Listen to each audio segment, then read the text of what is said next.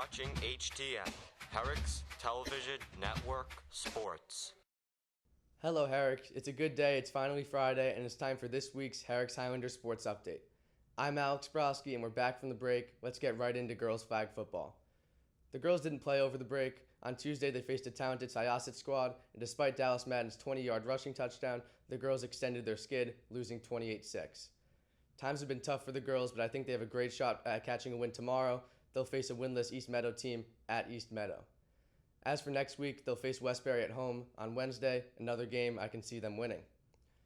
Moving on, the boys track team is off to another great start. They competed against a bunch of schools including Schreiber and Oceanside and earned strong wins. Some notable athletes include Jacob Kim in high jump and triple jump, Alex Caines in the 1600 meter and 3200 meter, and Kenneth Ramdale in shot put and discus. Next Friday is the annual Invitational. I'll touch on that more next week. Next up, the boys lacrosse team had a tough matchup on Wednesday against Lynbrook. It was fairly competitive, but the Highlanders couldn't come out on top. The Owls defeated the boys 13-7. Tomorrow, the boys have another really tough game. It'll be at home against MacArthur. Last year, the Highlanders beat the Generals, so hopefully they can have the same results tomorrow.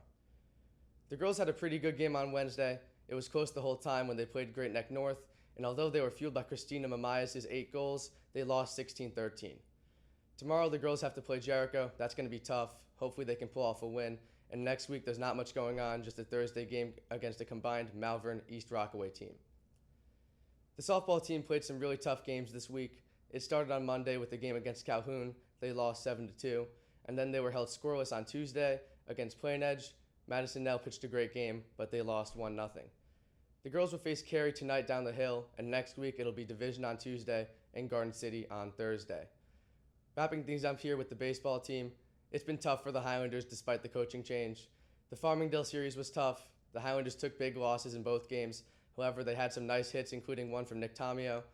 The Syosset series over break was more of the same, but this week against Freeport, the Highlanders didn't look too bad. They lost 2-0 in a very competitive game on Tuesday, and on Wednesday they lost 5-1 after failing to score after the first inning.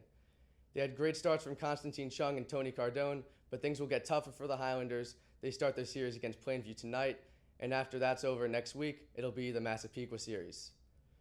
Well, that's all for this week's Sports Highlights. I'm Brosky from inside of the TV studio, and I'll be back next week to give you another update on all Highlander sports. Good luck to all teams and athletes with games and practices in the next week, and let's go Highlanders! Thank you for watching HTN Sports.